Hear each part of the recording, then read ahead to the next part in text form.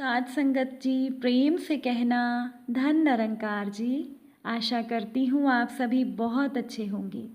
साध संगत जी, आज जो साखी मैं आप सभी के लिए लेकर आई हूँ, ये साखी सुनकर आपकी आंखों से आंसू आ जाएंगे और आप ये सोचने पर विवश हो जाएंगे कि क्या संतान ऐसी भी हो सकती है। तो चलिए सुनते हैं आज की ये साखी। साध संगत जी, आज जैसे ही रमा काम पर आई तो रमा ने देखा कि उसकी संगीता काकी अलमारी में से कुछ निकाल रही थी। रमा ने संगीता काकी को कहा, अरे काकी, थोड़ी देर मेरा इंतज़ार तो करती। इस उम्र में अगर कहीं चोट लग जाएगी तो हमें बहुत परेशानी हो जाएगी। ये कहते हुए संगीता काकी को रमा ने ज़बरदस्ती चारपाई पर बिठा दिया। साध संगत जी, संगीता काकी की उम्र लगभग 80 वर्ष की थी। 4 वर्ष पहले ही उनके पति का देहांत हो चुका था और उसके बाद से ही रमा संगीता काकी का ध्यान रखती थी। रमा दिन में 2 बार आती थी, घर का काम और खाना बनाकर संगीता काकी को दे जाती थी। एक रमा ही तो थी जो संगीता काकी के अकेलेपन का सहारा थी, जिससे कि काकी अपना सुख और दुख बांट लेती थी। पूरे गांव में क्या हो रहा है, ये खबर भी रमा ही संगीता काकी को देकर जाती थी। एक तरह से संगीता काकी और रमा में माँ बेटी जैसा रिश्ता बन गया था। काकी ने रमा को कहा, सुन रमा, कल रात को मोहन आया था। वो बता रहा था कि इस हफ्ते मेरा बेटा वैभव आ रहा है। तुझे याद है ना, पिछले महीने ही मैंने वैभव को फ़ोन पर कहा था कि मुझे अपने पास बुला ले।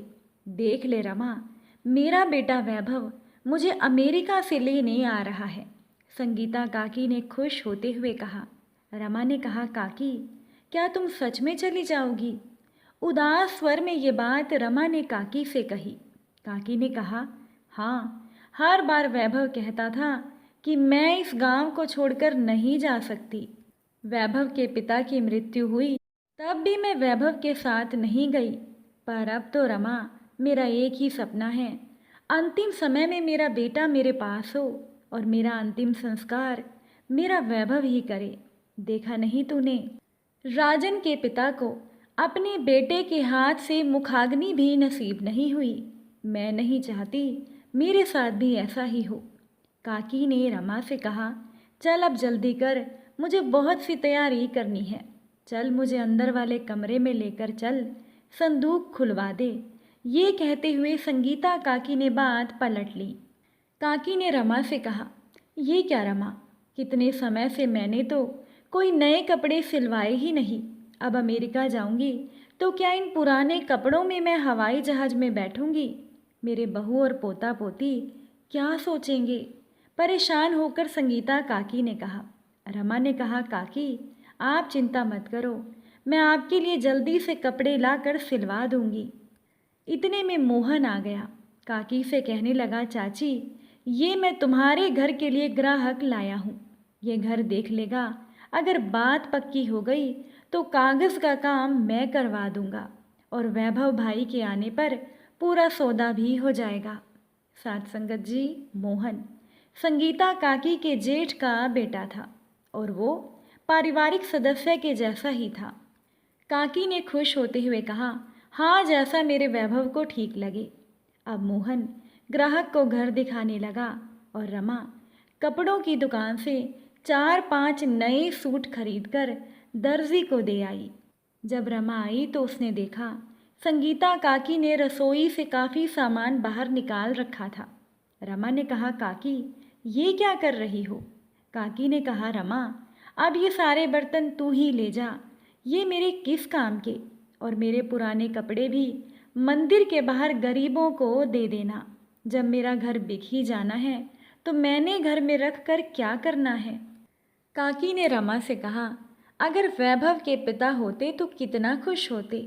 रमा, मुझे अपना देश छोड़ने में दर्द तो हो रहा है, पर क्या करूं, बेटे का मोह ज़्यादा है। बस बचपन से ही सुना है कि अगर बेटे के हाथ से आग लगे तो मुक्ति मिलती है। संगीता काकी ने कहा। रमा ने कहा, काकी क्या मरने की बात करती हो? अब तो तुम्हारे खुश होने के दिन हैं। काकी ने कहा, हाँ तू तो बिल्कुल सच कह रही है। मैं तो बहुत खुशकिस्मत हूँ जो मेरा बेटा मुझे लेने आ रहा है। पता है एक टिकट का कितना खर्चा होता है। बस अब तो मैं अपने बेटे के साथ अपना बुढ़ापा बिताना चाहती हूँ। सुन, कल कुछ मिठाइयाँ भी बना लेंगे, मैं साथ लेकर जाऊंगी। रमा ने कहा, हाँ हाँ काकी, सब बनवा दूंगी। अब आराम करो, सुबह से भाग दौड़ कर रही हो, कहीं बीमार ना हो जाना। अब काकी का अगला दिन मिठाइयाँ बनाने में निकल गया। शाम को मोहन आया, कहने लगा, मुबारक हो चाची, ग्राहक से बात हो गई है, मैं कल ही कागज़ तैयार करवाता हूँ। काकी ने रमा से कहा, तू कल आती हुई दर्जी से मेरे नए सूट लेती आना।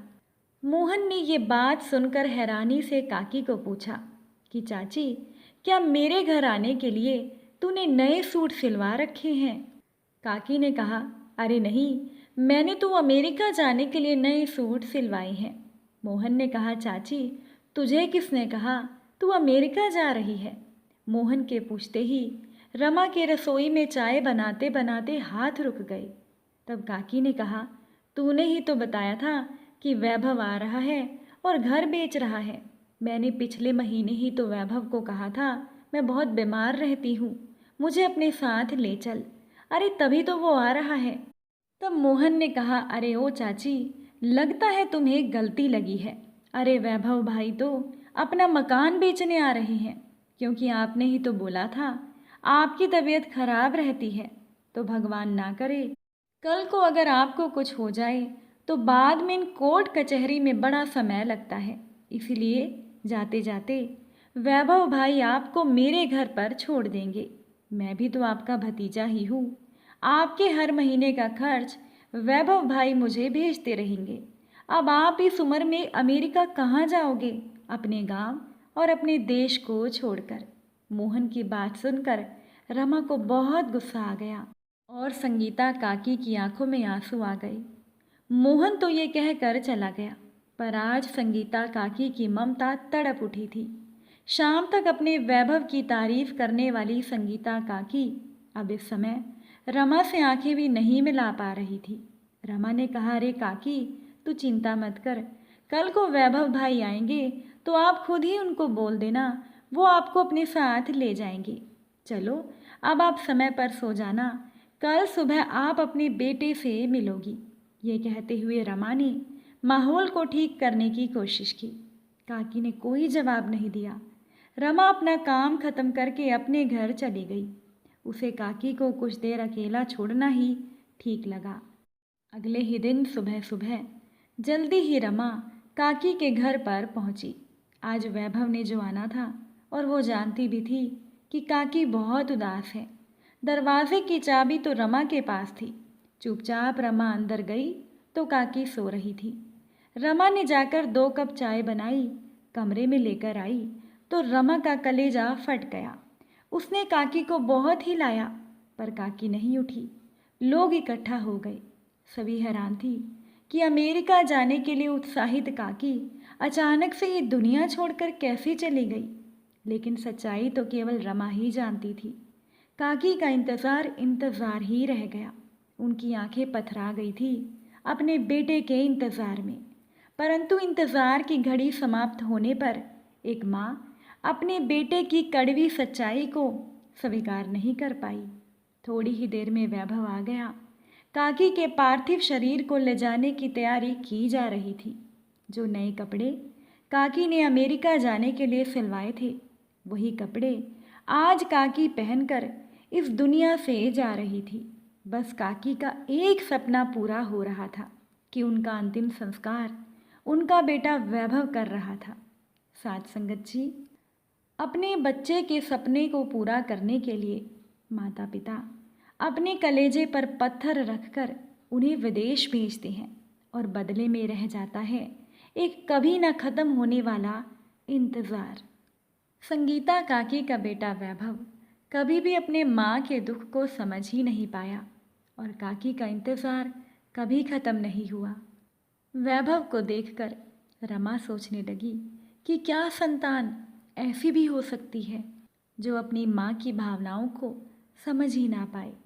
साथ संगत जी, आप सभी से फिर मुलाकात होगी एक नई साखी के साथ। साथ संगत जी, प्यार से कहना, धन निरंकार।